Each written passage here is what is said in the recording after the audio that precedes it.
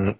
Hello, I'm Radagast with True Mission of Peace, and we're here with Goldfish Report number 2, and to discuss the topics of the day, monetary, current events, global things of interest, out of our individual goldfish bowls into a greater sea of shared knowledge that we share together, and that's what the Goldfish Report is about: the sharing of information, the discussion of topics that get conflated, uh, parsing out the truth from the various sources of information, whether it's mainstream or alternative. There's still a lot of disinformation, and we're trying to pull the information out of the disinformation. And so here we are with our goldfish panel for goldfish number 2. So I guess I would like to turn it over to somebody since I've said the intro, and let's get this going. Thanks, Radagast. So this is Louisa, and I'm going to thank Radagast for being with us. We have the ambassador, the Red Dragon family, the voice of the dragon who's with us. We have Sherry. Hello. We have Sanj, who are also members of. We are True Vision of Peace, True Mission of Peace, and this is our panel. And we're going to pick this up from yesterday, or I'm sorry, from first report. This is our second report. And our first report focused on what the Goldfish Report is about. If you haven't seen it, please see that link and view that. We're also going to pick up our story about really the manipulation of humanity. And when you'd have to really watch that first one to understand what we're talking about, but we'll kind of briefly describe it. That really we have the media is on a campaign to manipulate the masses so that they keep us docile, they keep us in fear, so that they can continue to pursue their agendas. So we really have been looking at a few stories, and the top story is about this article from Pete Santilli's show, where he's talking about the trolls who are on the alternative media or who are on the internet, and they masquerade as fellow bloggers, or they masquerade as people like maybe in the know, but they're really kind of disinfo agents. So they can do some harm to people, but their main goal is to deflect attention away from the people who are really trying to put the truth out and put the facts out, like the ambassador. And I'd like to see if the ambassador has any comments on that. Yes, I have. One thing that many people has to realize, I mean, this is actually not, I think it's maybe even common knowledge, is that, for example, in Israel, you have, the students that actually receive extra payments to just sit and put likes and dislikes and comments on Facebook, for example. And in relation to when things are heating up in the Middle East, okay? This is not some conspiracy. This is a common fact which has been addressed on other, mainstream media, outlets as RT. The situation is this way in the structure of security agencies in the cabal type of people, is that what is all about is that you want to create, an opinion, from people. So you can twist the opinion into two sides. Either it's positive or it's negative. It's almost like like a coin, two sides of each and every story. Okay, so if you look and address the thing from the side of the Palestinians, they will do their propaganda warfare, and then you will see, for example, the side of the Israelis, they will do their public relationship propaganda changing, and then basically both of them, they have their own reality of the victimhood in the situation. Then the people that is the third party people are sitting and making an opinion. Like, for example, someone was saying to me yesterday, it was an article where someone said that he wanted to bomb the whole Muslim world, nuke the whole Muslim world, okay? And then basically I called this person insane, because this person is completely insane, okay? And I think this person probably is more dangerous than, the leader of ISIS. Okay, why would I say that he's insane and that he's such a dangerous person? Because just use common sense here. It's 2 billion Muslims on the planet, okay? And so basically, if we would take and bomb these 2 billion people that is around the world, and people think, oh, the Muslim world, is it only Iraq and Syria? No, the Muslim world is spread all over the world. United States, who has 300 million people, doesn't even come close to an opinion of 2 billion. And even inside of United States, you have, maybe, I don't know how exactly how many, but you have around maybe 10 million Muslims or something like that. I'm not remember exact numbers, how many Muslims is in America, but it's a huge population of Muslims in America too. So if someone would say, let's kill 2 billion people on the planet, okay? I mean, this is a major, what's called, population reduction campaign. But the most important thing, if you would nuke these 2 billion people on the planet, you basically would have nowhere to live.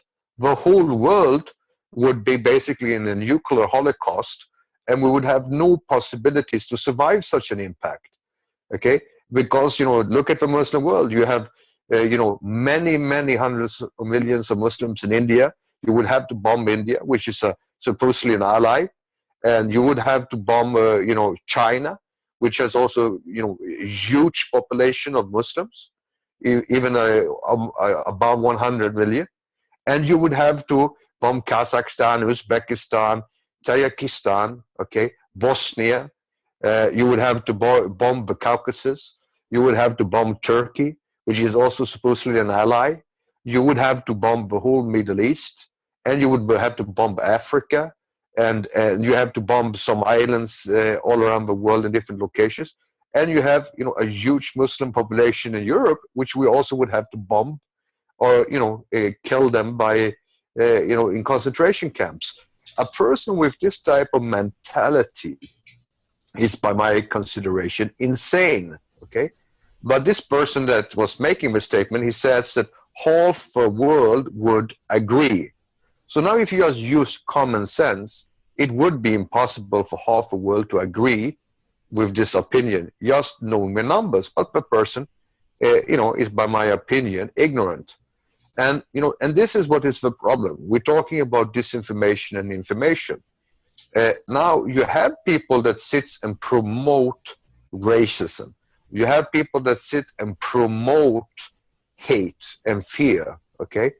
And basically, I think that no nation on the planet is not responsible for propaganda warfare, okay? So basically, the problem is that, yes, you have people that sits there, aggressing on us. And what they normally do is that they try to first aggress on the people to defame them.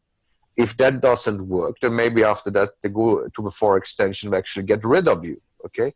And that we have seen in many examples. And when they put the pressure of defaming you, then basically if you join them, then you will be a big person. If you don't join them, okay, then they get rid of you.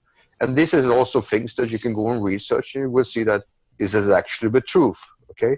So the problem in this way is that, yes, you should always take in consideration what is the opinion. Why do we have so many angry Americans? Why do we have so many angry Europeans who wants to kill all the Muslims? And, it's like, for example, the Americans, okay, for example, who is basically then saying they want to bomb the whole Middle East. What have they been doing this last years? Okay? They have already killed millions of Muslims. I mean, how many Muslims more do you want to kill? Okay? And would we say that basically, if you look at all the major wars on the planet, has been waged in the name of Christianity or by Christian people, or maybe they did it.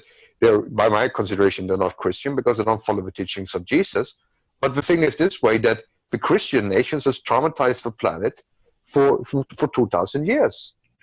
Okay, enslaving people, killing and raping and plundering people. Even my ancestors were forced to become Christians, like probably most of other ones here also, if you go back in history. So the thing is this way, we have to look ourselves in the mirror, and we have to, make an awareness what's really going on. I had a discussion with a person yesterday that made me, really, really scared, okay? Almost traumatized, okay? Why? Because the arrogance and ignorance of this person was amazing, okay? And I think that this is the problem. Who created this ignorance? And that is basically the media. If you continue to base all your information for Fox News, you're going to be a very dangerous, angry white American, okay? And that's the truth, okay? That's the truth. So basically, I think that we need to keep, actually, the media responsible for crimes against humanity, because they're the ones that basically gives the toll to actually create this problem, okay? So I will leave you, Louis, to continue. But now I just was blathering on.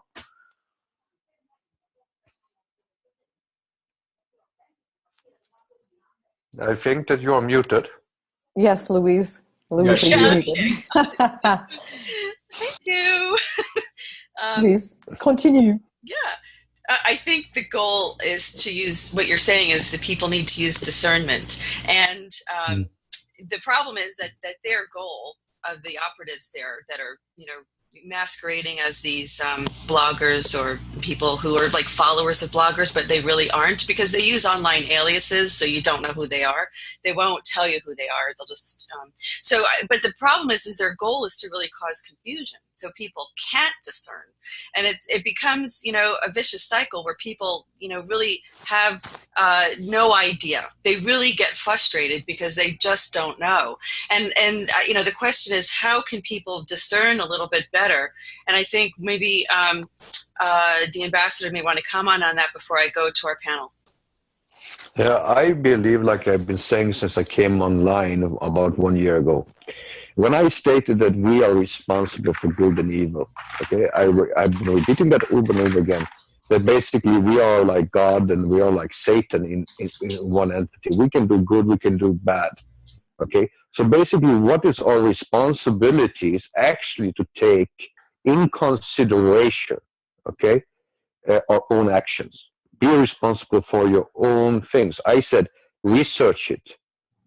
Please research the information. Okay, you want to talk about Muslims? Maybe you should spend some time with Muslims. Okay? I've been in many Muslim countries. I didn't meet many Muslims when I was there. You understand? And so the thing is this way, is that, spend some time with people. People want to bomb Iran. Okay, maybe some people should go to Iran. Iranians are not such a dangerous people. It's many likable people there, wonderful people that probably, are atheists, and you have even a lot of Jews and Christians in Iran too. And the bombs will not see the difference. You understand? They will kill them equally, doesn't matter. Okay? So people have to wake up a little bit and stop being so arrogant and ignorant and just screaming and shouting of the blood of innocent souls. Okay?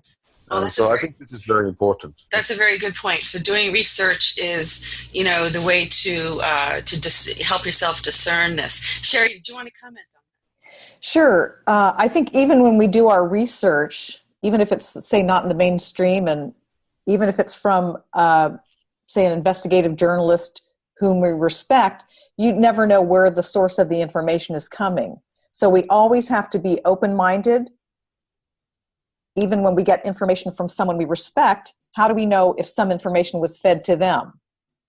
So I think we always have to stay open-minded. I feel like mainstream media is, at least in the United States, it's like a drug. We're used to getting this information, and you get hooked on it. And I've unplugged myself, and I think it's important for people to try and do that, because when you're plugged into it and sort of using it, as I said, like a drug, you feel like, oh my gosh, I can't not listen to the news because then I won't know what's going on in the world. You feel like you're going to go on a free fall, that you're just not going to survive. I'm saying this because that's how I felt before I unplugged. I was like, especially being a journalist and doing research. But the amazing thing that happened was just the opposite. you actually wake up to more of what's really going on than the propaganda that's being fed to us in the mainstream. And you can step back, and it's like a programming. It's almost like a programming to our brain, and you have to step away and unplug from that so that you can open your view and your vision and your brain to see, to discern more of what's really going on. So are you saying, Sherry, that these are, let me ask Radagast, do you think that these people are there to seed a certain agenda into the different websites? What do you think, Radagast? I think there's no question that they're trying to seed something. I mean, there's some pretty major supposed alternative websites like Before It's News, which to me are just horrific. I mean, very distorted, very sensational. It's really just kind of like mainstream news sensationalism, but they're going for what are the memes and the themes that people look for in the alternative media. So, so it's just, it's chemtrails, it's, scalar weapons, it's Jade Helm, it's what, all the things that are the top news stories in the alternative media. And with all this, just lots of, alleged sayings and, just fear. And so it's really not any different. And I mean, like, even on these alternative websites, they'll use words like Sharia. And that's another very plugged in term. Sharia is Islamic law. It's their legal system. It isn't some weird hand chopping system. It's a very evolved, deep legal system that in Arabic is called Sharia. But they take this Arabic word and they try to make it sound like, oh yeah, all women have to wear burqas, and if you steal a piece of gum, they're going to cut off your hand. There's this whole disruption and panic around one of the most refined legal systems in the world, which is Islamic law. And I always here's like something a lot of people may not have known. There was a man in Iran. This is probably a year old now, and he had killed a woman's son. So they had sentenced him to be hung. So he was standing on a chair with a noose around his neck, and the woman whose son was murdered was asked to come over and pull the chair out. What she did was she smacked him in the face, removed the noose, and said, I'm adopting him as my son. He took my son, and I'm adopting this man as my son. America thinks it has a great justice system. Try and take somebody who's about to be executed and have the victim come in and say, nah, I've changed my mind, and where they have the power to end the execution. That's Sharia. And again, if your Sharia is being administered by some local fundamentalist cretin, you're going to have a cretinous justice system, just like much of our justice is cretinous, and it's very low level.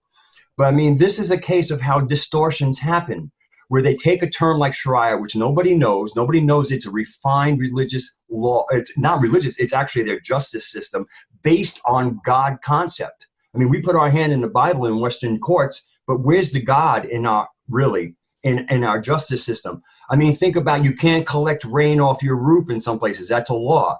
I mean, the rain that God gives us, we're not allowed to collect. Where's the God in our legal system is what I'd like to ask. So, so we really have to kind of reclaim the intellectualism in our dialogue and remove the boogeyman words. Like Sharia is a boogeyman word. And I really hope to do in the Goldfish Report. That's one of the things I think we can do, is start taking terms that even in the alternative community, they use Sharia in a derogatory way. It's because they're ignorant. They're just, they're goldfish with different interests. And so the whole thing is, let's really open up all these different cans of worms and that's by finding the emotional trigger phrases like Sharia. Because one of the reasons that people have trouble discerning is because they get plugged in emotionally. And as soon as you're plugged in emotionally, you lose your mental body, because you release adrenaline. And adrenaline does not promote higher thinking. That's very true, Radagast. I mean, this is a non-denominational, panel, the Goldfish Reports, and even the whole, true mission of peace, because there's good in all religions and there's also manipulation in all religions. But I think what Sherry was saying is, if it bleeds, it leads, and that's, unfortunately, we've gotten drawn into this disinfo war. Sanjay, what do you think about this whole disinfo war, and what do you think people can do to maybe help to see through it, because it's a battle for sure. Well, as the ambassador said, and as Radagast and Sherry said, I think there's a lot of misinfo and misunderstanding. People are aggressing on others without actually understanding what they're aggressing on, right? So, as Brother Radagast just said about the Sharia law, people don't understand what it is, and they aggress on it. Like, yes, the first one, Ambassador said about Bismillah before eating something. People don't understand. It's like blessing your food or water or whatever before eating, right? Khuda Hafiz means like see you later in American terms or whatever, but it's God willing, Inshallah is again God willing. So there's all these words that are religious words. So it's like saying, God bless, and then all of a sudden people will start aggressing on that. Then there's a problem. This is the misinformation, because what it is it's not Western. The Western world doesn't want to understand it. If it's anything alternative, you aggress on it is the easiest way.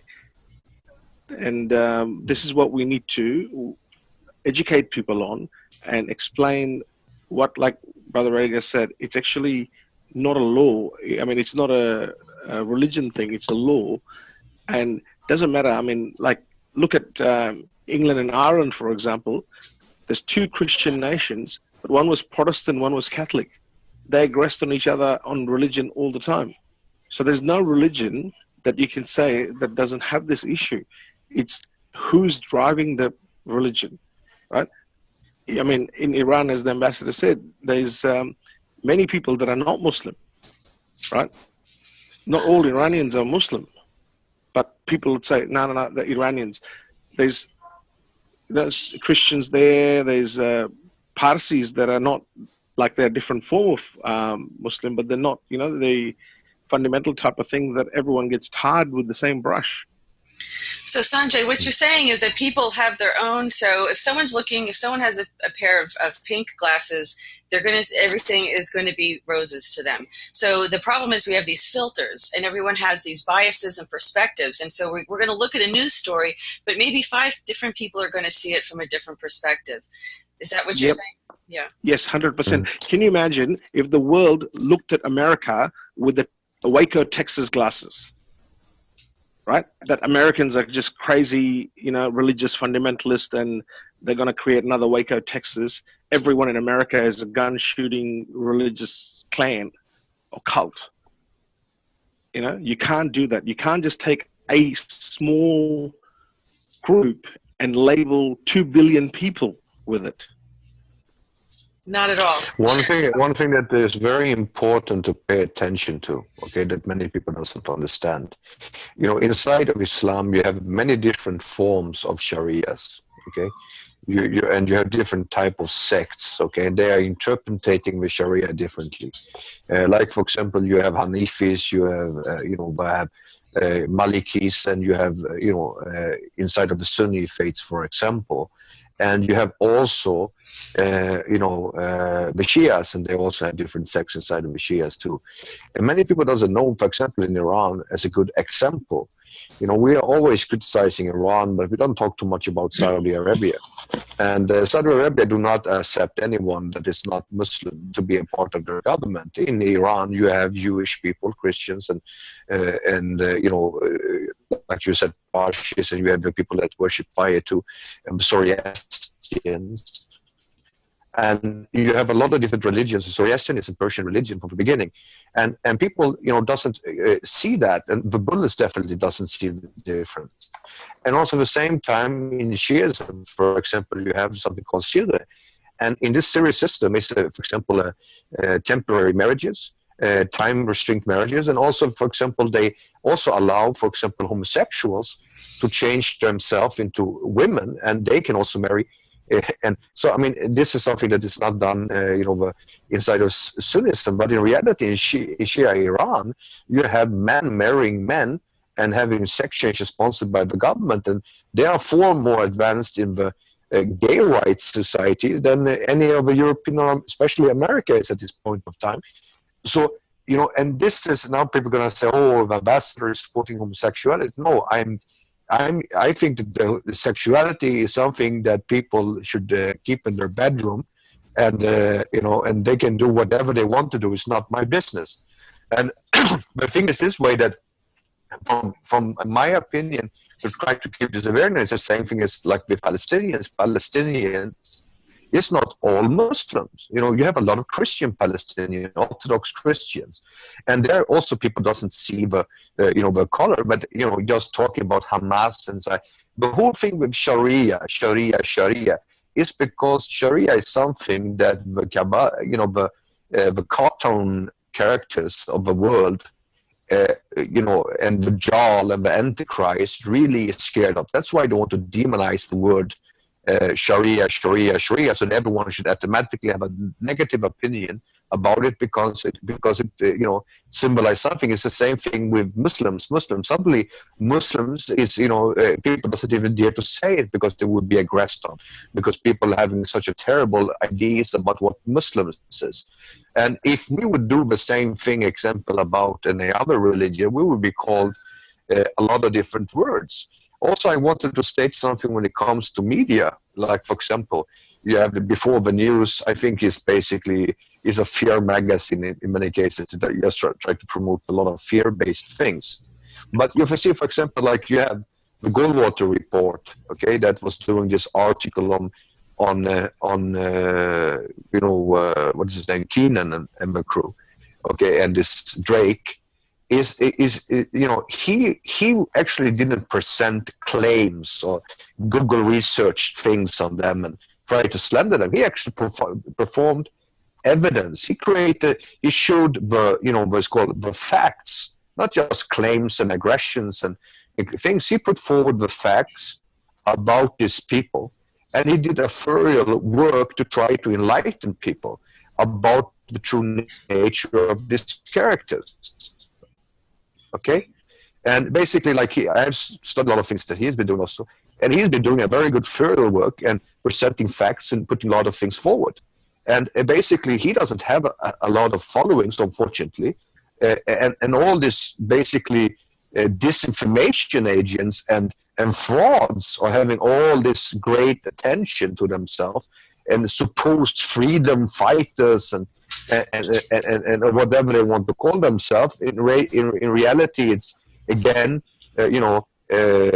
basically overweight white males that has the problem with colored people and other people, and having a lot of anger inside themselves, a lot of fear based on their own ignorance.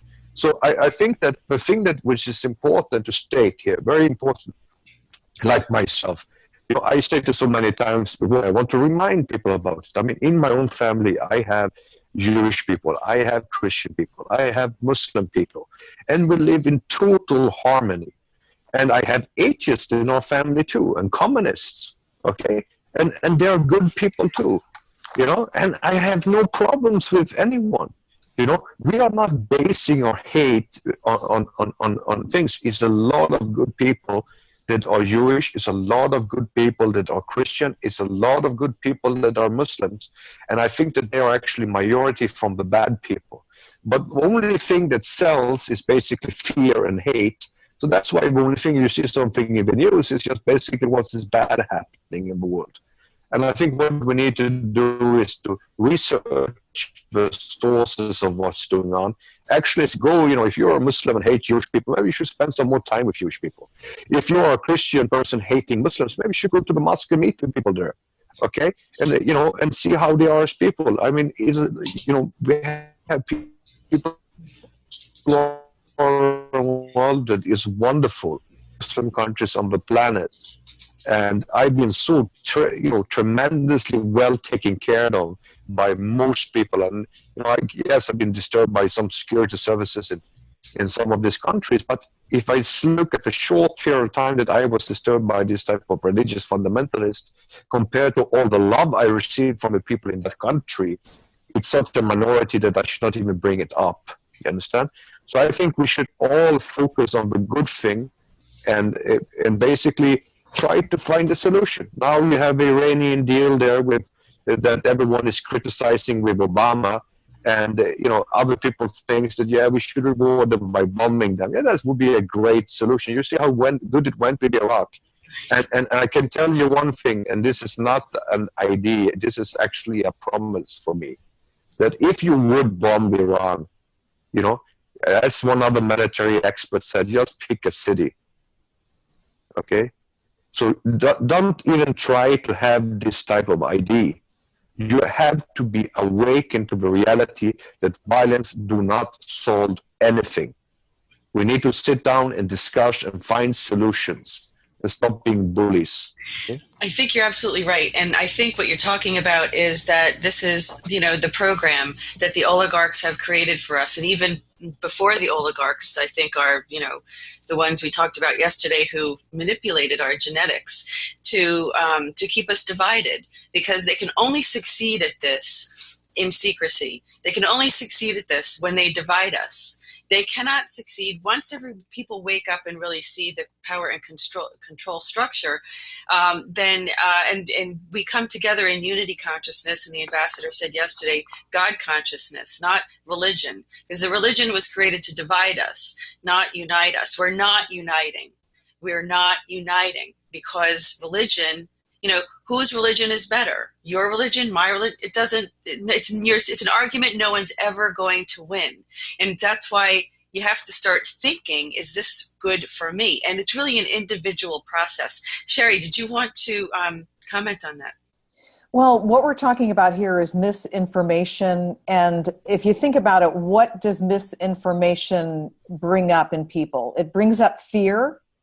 It brings up anger, it brings up divide, it brings up hate, this misinformation. So we're saying, well, is someone putting this out intentionally to divide and conquer? To divide and conquer humanity. It's easier, it seems, to make that choice of being ticked off and angry, and that's probably because we've been programmed that way, to divide and conquer. It's a little bit more of a challenge sometimes, unless we meditate and unplug, to exist in love, dignity and respect for others, service to others. And so when we're falling into this misinformation and feeding this fear, we're creating this cycle that just keeps feeding itself and going around and around, and we have to break the cycle. And this is what we're talking about. Is unplug from the misinformation. You can feel it in your heart. You can feel it in your gut if something is right or if it's not right. And one of the things I've learned... Isn't this hurting the masses, though, Sherry? Isn't this hurting the masses? Yes, it is. And one of the things I've learned that I want to close on is that we'll just say the people in control who are controlling the media and feeding us this misinformation and the propaganda, well, there's something that feeds them. And whatever it is that feeds them, feed off fear. That's their food. Can you imagine if we said, okay, 1 hour, 1 day, if we could do that, everyone on the planet existed in all you need is love. I mean, really a positive vibration, a high vibration, unplug from all the bullshit, and just exist for a minute, a few minutes, an hour into a higher vibration. This whole planet will be transformed. Right, guys. I want to say one, Louis. I want to say one very important thing. I received a mail from a person that worked for the Mossad this morning about some statements that was issued by the great Ayatollah banning Israeli goods and banning everything coming out of Israel, as putting sanction on Israel. Now, the thing is like this: Israel and Israelis and Jewish people have contributed so greatly to humanity by both inventions and technologies and so on and so on. And basically, the most important thing I wanted to put attention to this is that people are going to put that as a very big fear mongering, oh, he's saying that, he's saying that. I'm telling you one thing, and this is not that, this is based on nothing.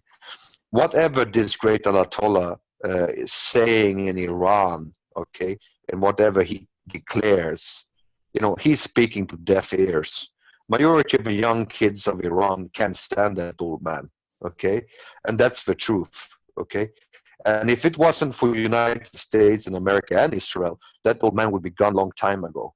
It's fashionable to have this type of old, angry people that claims to be religious scholars and fundamentalists sitting and making this type of ignorant comments. And now, maybe the Iranian government is going to try to hunt me down for slashing him. But the thing is, this very seriously is this way, is that this type of comment is based on such deep ignorance. And you have to tell the truth, okay? The truth is that the Iranian youth and majority of Iranian people will continue to use Iranian products, and they're not that brainwashed to believe in such a type of stupid propaganda. But he creates this propaganda that the cabal wants to have. They want to have these stupid comments from these old religious bigots coming out with all these nonsense stories that they do, and we put all the efforts into it. It's like, oh, the Pope, he said, divorced people supposed to be able to remarry. Oh, he's the Antichrist. Wake up, people. What type of hypocrites are you? I mean, you people have been divorcing each other back and forward for all these years, and now you're being traumatized when the Pope says it's okay? You understand? Now, the thing is this way, is that I don't actually care what the Pope says. I do care what he do. Okay? And this is very, very important. If he do something that is good for humanity, I'm on his side. Okay? Even I'm not a Catholic, I will be on his side. And if he says, for example, that we should stop killing homosexuals and whatever, I'm on his side for that. And people say, the Sharia states and Sharia this and Sharia that. Yes, read the Bible. It says that if your kid doesn't obey you, you can stone him to death. Do I recommend that we should go out and stone our children when we get upset about it? Of course not. This is stupid. Okay? Now, I believe that we have to wake up and do and follow the teachings of Jesus, basically be loving to your neighbors. Treat the people the way that you want to be treated yourself. Okay? Now the thing is this way. Do I believe myself? Now it's going to again create trauma, but we are here to talk about things that makes people awake. Do I believe that homosexuals should be able to marry in church? I do not agree with that. Why? Because in the religion of Christianity, homosexuality is actually a sin. So why would you bring in that in the church? But do I agree that homosexuals should be able to marry in a government building? Yeah, please do. So I don't give a shit. That's between them. And if a state want to agree with that, so be it. But as in a religious institution, that's hypocrisy if you do that.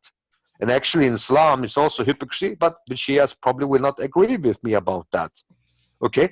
But the thing is this way, I'm not belonging to any particular sect. I believe in the Creator. And I don't believe in religion. I believe basically religion was there to create division between men. And I believe in the Creator, and I believe in God consciousness. And basically you will find it anywhere. And, and I think this is very important. Okay? But please, if someone wants to share their opinion about it, I'm very free to do so. Okay? Well, this is definitely the Ambassador Uncut today. And what we have is, this is really brilliantly evil, though, isn't it? I mean, if there's a way for people to think that they're much bigger, better than us to control us, it's to create an unwinnable war, isn't it, between religions? So it's really brilliantly, but it's brilliant, but it's brilliantly evil, is what it is. Sanjay, you have your icon up. What did you want to comment on? Wait 1 second. Whoop. Yep, I got it. You there? We're here. So, I mean, what I was going to talk about was the whole institute scenario, right? We talk about I've got gay friends, right? And I said it the other day, where they go, we want to have marriage, right? Equal rights to marriage. So, but then I say to them, but isn't marriage an institute, right? So if people have stopped believing, and this is heterosexuals, have stopped believing in the institute of marriage, right? So why is this whole thing such a big deal? Like, I mean, we need to have a religious marriage. But look at the number of divorces happening in the universe. Like, everywhere we've got all this people divorcing. What guarantee is it that once you get legal right to marry, you're not going to divorce? Can you guarantee me that? And no one can. So I don't know why we make such a big fuss. Again, because of the misinformation that it's such an institute. You got to have it. If you don't have that piece of paper, right, you're not legal. I mean, last time I checked, we lived on this planet that's round and it's called Earth, and we're all humans, right? I didn't realize that people, want to be so different to one another because they're aggressing on each other on this information that I am special, I'm black, I'm white, I'm, Asian, I'm, gay. Like, again, look at the symbolism of the panda bear, right? The poor guy is black, white, and Asian, and he's happy. Why can't the world be like that and be humans? Good point. That's a good point, Sanjay. Sherry, did you want to comment on that? Yeah, I have some agrees and some disagrees. I agree with you, Sanjay, that everyone's hyped up on the piece of paper and everything, but where we are right now, if some people get the piece of paper and get to be married, then it should be for everyone, no matter if you're heterosexual, bisexual, homosexual. If you want to, why not? Why should I just be allowed it? Because, what I am is accepted in the mainstream. But also back to what the ambassador was saying about religion. I'm not claiming to be completely enlightened here, but a lot of the religions have been created by human beings. And so they make certain rules and laws. And I think if anyone, I feel where I stand now that if someone wants to be married under a religion, if they're homosexual, bisexual, heterosexual, whatever, have to it. It's your right. Well, Sherry, it's interesting that you say that because there's so much we don't know. And so, there's so much research out there. And I think that when our souls when our souls incarnate here, maybe our soul was a different sex in a past life. And so we had some memory of that. And so we identify with that, but we're in the wrong body, because if we're identifying with a different gender and we're in the opposite gender, then we have this conflict. And I think that's the conflict that people have when they're homosexual or they're transgender and whatever. But our Louisa, DNA is so close. you're now sounding as a Shia Muslim scholar. You're the scholar, not me. They're the one making the same statements for allowing to have the sex changes and the marriage, because they say that some people are born in the wrong body. And they feel since they were a kid being wrong in the body, and that basically that they should have a right to be in the body that they really should be in. Okay, now what I'm talking about, what I try to tell about the church, marrying in the church and marrying in a synagogue or marrying inside a mosque as an homosexual, is that actually if you read it, I can say like, sure, yes, these things was maybe made by men, but it's still made by men, and it still has a belief system based on some form of fundamental laws. And if you're reading the Bible, you're reading the Quran or the Torah, you will see that not only that God disconsent with homosexuality, he even punished homosexuals with death in Sodom and Gomorrah.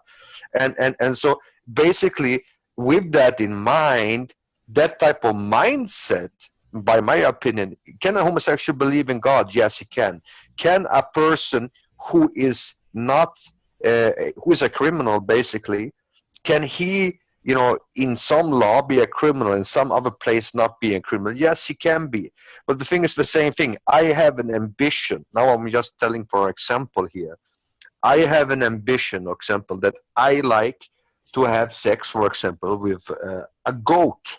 Okay? Now, Now this is also punishable by death in the in the Bible and the Torah and all these different things. And I maybe love this goat very much. He was with me since he was a young little kid. He used to sleep in the bed with me and so on. And now I want to marry him and I want to make love with him. And I should be entitled to marry with him, even if I'm not, in the church. I want to take the goat to the church and I want to marry him. That's my right.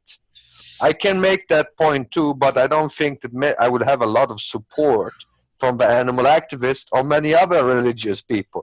So, I mean, this is why I'm saying that I believe that, you can be believing in God as much as you want to, but, keep certain things out of the religious institutions because they don't belong there. And that's what I'm trying to say. It's not that I'm myself is anti anyone. I'm anti, ignorance, as I stated many times before. And if you look at, for example, President Putin, which has also been in the media about that so many times, that they're banning homosexuality in Russia. This is not the truth. What the Russian people did was banning to promote homosexuality in the media. That was a different thing. And you will still find the gay clubs in Moscow. You will still find homosexuals in Moscow. Yes, will they be aggressed upon more or less than others? Yes, because it's culture difference. So I think that, we have to put the truth where it belongs, and that's what I'm saying. And I hope that people doesn't take offense. Yes, it's not true. I'm not in love with a goat, but I just use that as a symbolic type of thing, because there's a lot of people saying that Muslims love animals, and especially Arabs, and they're being accused of having relationships with this. So this is the thing, and so it's about building up images about people in their mindset. And I think that this is wrong. We need to engage with people more, and really find out who is who. Okay? The ambassador is uncensored today, and he certainly knows where to find trouble. So, Radagast, it's up to you at this point to see if we can kind of sort through, this. I know you have something to say about marriage and this idea of unity consciousness and God consciousness. Well, with regards to marrying a goat, let me just say, nah. But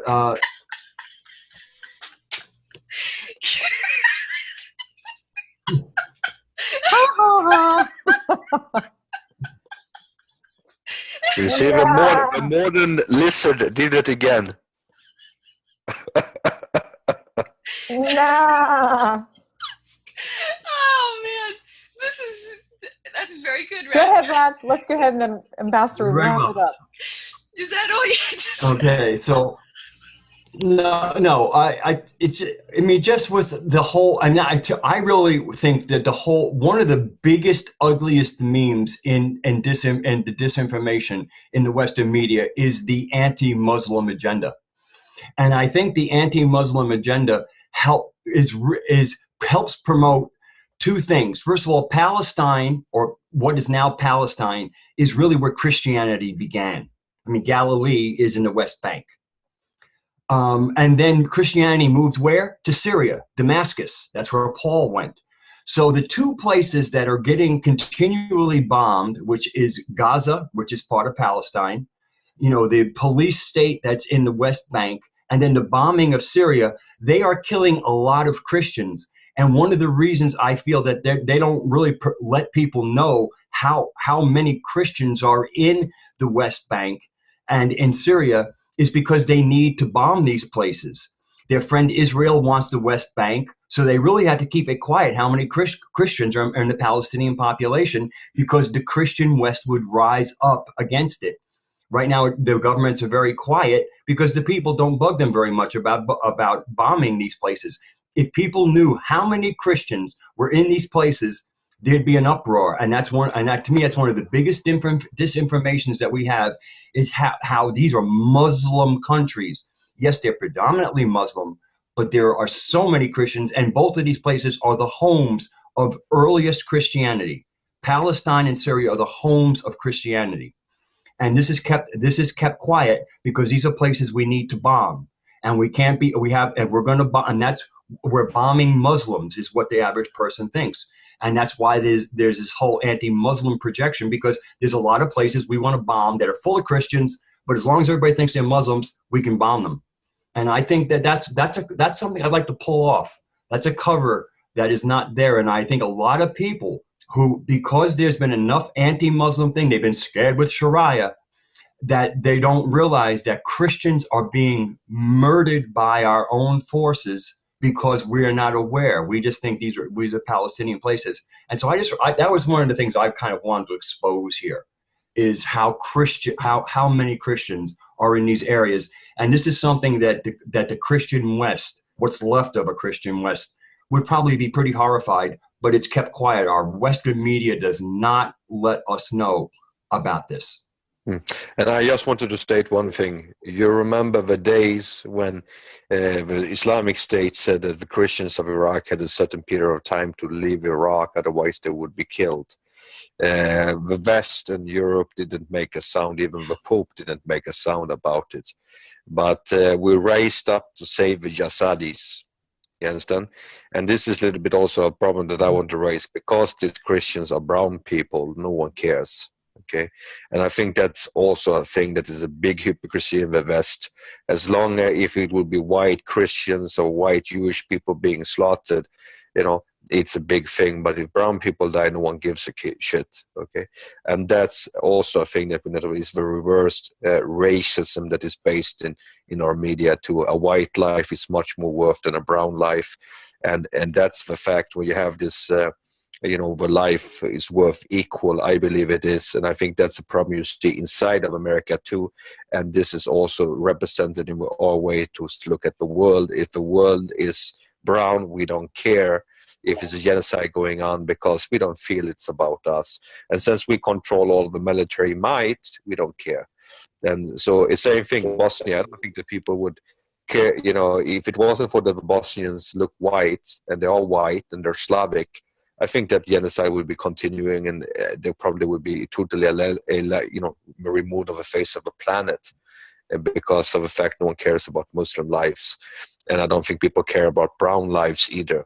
And that is the consciousness that when we are the minority, we are the white minority on the planet, and there's billions of brown people, and the minority can continue to suppress the majority, then we are wrong. We need to be equally having powers on what's happening in the world. So let's think, this is the last thing I want to say, at least, is that I want to thank the people again to join us in this discussion and basically turning the true vision of peace into a mission.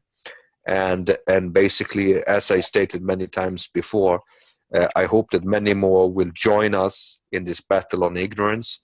And I hope that people doesn't feel offended. Like I used to say, you feel offended about our discussions, look yourself in the mirror and ask yourself why.